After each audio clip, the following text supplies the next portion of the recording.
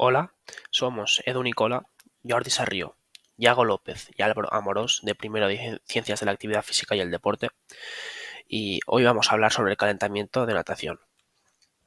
En este trabajo hablaremos del objetivo principal del estudio, de la muestra de los participantes, de los procedimientos que se han llevado a cabo, de las variables que se miden, de los resultados y las conclusiones.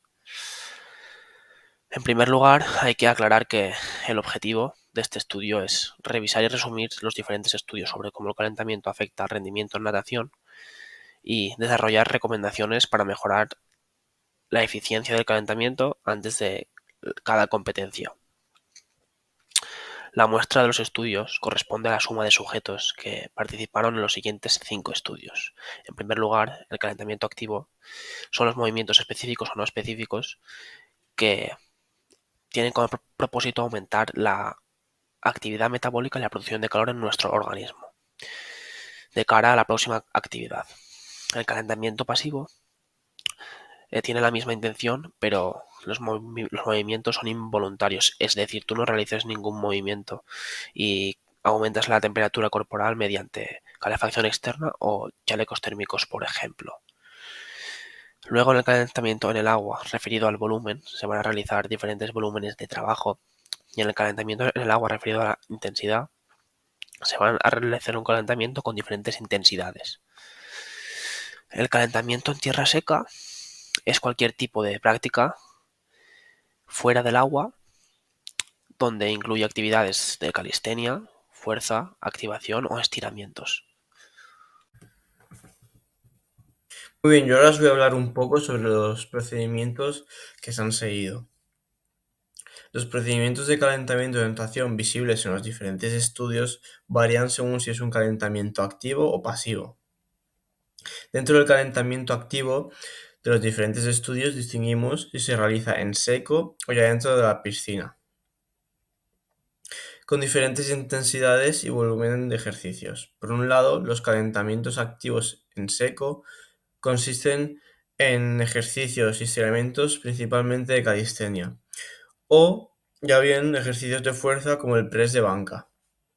En la captura podemos observar que, por ejemplo, en el primer estudio se realizan 3 series de a 6 repeticiones de press de banca, usando un peso que suponga el 50% de tu repetición máxima.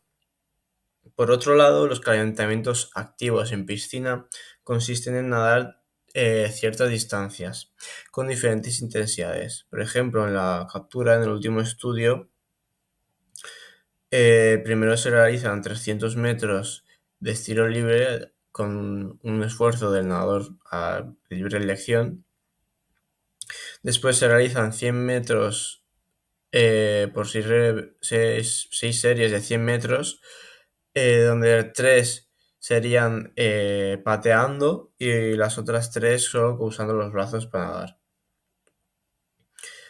Después se realizarían 10 series de 50 metros, donde una de las primeras 10 series son 25 metros a un nado rápido y de los otros 25 a un nado más lento. La segunda serie de esas 10 serían unos 50 metros de más a menos velocidad. Y la tercera serie de esas 10 sería a lo contrario, 50 metros de menos a más velocidad. Después las dos siguientes series serían de 50 metros a velocidad de competición. Y eso se repetiría, dando así a las 10 series de 50 metros. Y por último, pues para relajar un poco y bajar el nivel cardíaco, se realizarían 100 metros a una velocidad mucho más baja. Después tenemos el calentamiento pasivo. El calentamiento pasivo o bien es un masaje especializado para los nadadores o un baño para aclimatizar al nadador antes de entrar al agua. Este baño suele ser normalmente de agua caliente. Como podemos observar en la captura, el primer estudio pues realiza una ducha de agua caliente de 8 minutos y el siguiente estudio pues lo combina, primero con un masaje de 10 minutos y después una ducha caliente de 6 minutos. Y normalmente se suelen mezclar ambos tipos de calentamiento antes del entrenamiento. Es decir, primero un calentamiento activo y después el pasivo o viceversa. Hola, buenas, yo soy Álvaro Amorós y después de mis compañeros, ahora lo que voy a hacer es comentar un poco por encima lo que son las variables que se miden en cada tipo de calentamiento que hemos visto. En el primer tipo, en el calentamiento activo, vamos a tener dos grandes variables principales como pueden ser la distancia y la intensidad. Está demostrado científicamente por este artículo que en cuanto a la distancia, calentar en calentamiento activo en distancias cortas es mejor que calentar en distancias largas, obteniendo en distancias cortas hasta un 1% de rendimiento superior en la prueba y en distancias largas la mejora es muy ligera, prácticamente inexistente, ¿no? Y después, en cuanto a la intensidad, vamos a ver que si calentamos a una intensidad alta o media, vamos a tener unos picos de lactato mayores que si lo hacemos a una intensidad baja. Entonces, también sacamos la conclusión de que es mejor entrenar a calentar a intensidad alta o media. En segundo lugar, vamos a tener las variables que se miden en el calentamiento pasivo, donde vamos a encontrar dos principales que son la temperatura y el tiempo. La temperatura, en cuanto a la temperatura, pues vamos a ver que exceder los 39 grados puede disminuir el rendimiento del atleta posteriormente en la prueba. Por ejemplo, si nosotros poseemos los 39 grados, va a ser mucho peor, incluso puede llegar a bajar el rendimiento de un atleta que obtiene 38 grados en su calentamiento, ¿no? Y lo vemos en el párrafo de abajo donde nos dice que algunos estudios afirman que la variación de un grado solamente, de 39 a 38, puede provocar un gran cambio posteriormente en la prueba. Y después vamos a tener el tiempo, que bueno, en este caso 8 minutos de ducha o 10 de masaje puede provocarnos una mejora del 1% en la prueba. En siguiente lugar vamos a tener ya, pasamos al calentamiento dentro del agua y vamos a pasar al volumen, ¿no? Que este nos dice que según el momento del día, por las mañanas deberemos meter más volumen de calentamiento y simplemente por las tardes menos, ya sea porque estamos más activos, por la tarde ya nuestro organismo y nuestro cuerpo ya se ha acostumbrado, por la razón que sea, y posteriormente depende de la duración de la prueba. O sea, otra variable sería la duración de las pruebas.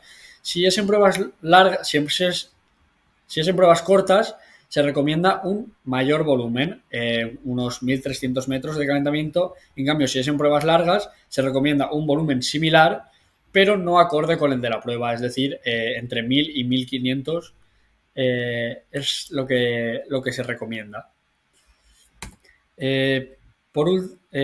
Posteriormente vamos a tener el calentamiento en el agua en cuanto a la intensidad, que bueno, simplemente nos dice, tenemos una variable principal que es la intensidad, y este simplemente nos dice que no debemos entrenar o sea, no debemos calentar a baja intensidad porque no proporciona una suficiente intensidad en el metabolismo aeróbico, lo cual va a hacer que después para la prueba no estemos lo suficientemente activos y que a una muy alta intensidad, ¿vale? Muy, muy alta, vamos a tener unas concentraciones muy, muy altas de lactato.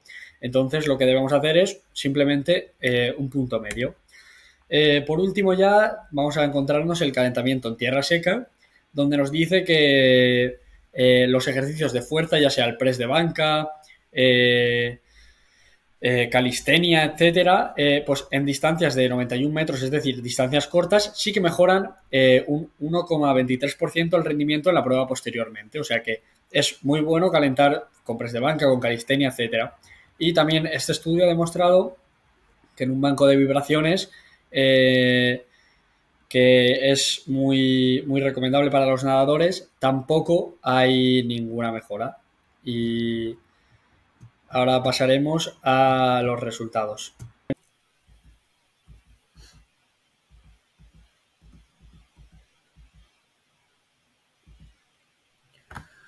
Pues bien, yo voy a hablar de los dos últimos apartados, resultados y conclusiones. En el primero de estos, los resultados pueden influir y pueden suponer cambios ya sea fisiológicos, biomecánicos y de rendimiento tras el calentamiento de dos tipos, el activo y el pasivo. En primer lugar, el activo se obtiene teniendo en cuenta el volumen, la intensidad y que el calentamiento sea en seco, por ejemplo, un circuito de calistenia. Por otra parte, el pasivo se conocen dos modos de proceder, sea ducha caliente o baño y masaje. Siguiendo con la conclusión, aquí podemos observar capturas del artículo científico de PubMed, y de aquí extraemos que el calentamiento es considerado como una parte fundamental del atleta y su duración debe ser en torno a 15 a 25 minutos. El rendimiento de este debe ser progresivo, es decir, de menos a más complejo y por lo tanto de menos a más intenso. El tipo de calentamiento que se debe seguir según el artículo y según los modos científicos son el tipo activo, ya que supone un efecto positivo en los nadadores. Se conoce también que los ejercicios con pesas no son prácticos a la hora de realizar pues las competiciones o los entrenamientos en sí, pero sí que se propone el uso de calistenia. Por último, los estiramientos dinámicos no perjudican el rendimiento, por lo que una práctica diaria de estos estiramientos podría prevenir las posibles lesiones en los atletas. Por lo tanto, tenemos que los resultados destacan que el volumen, la intensidad y la recuperación determinan la especificidad del calentamiento activo, ya que son variables complementarias. Por otra parte, cualquier cambio realizado en una característica, en un tiempo, en un periodo a lo largo del calentamiento puede suponer variaciones en los demás datos, y esto puede influir en el resultado final.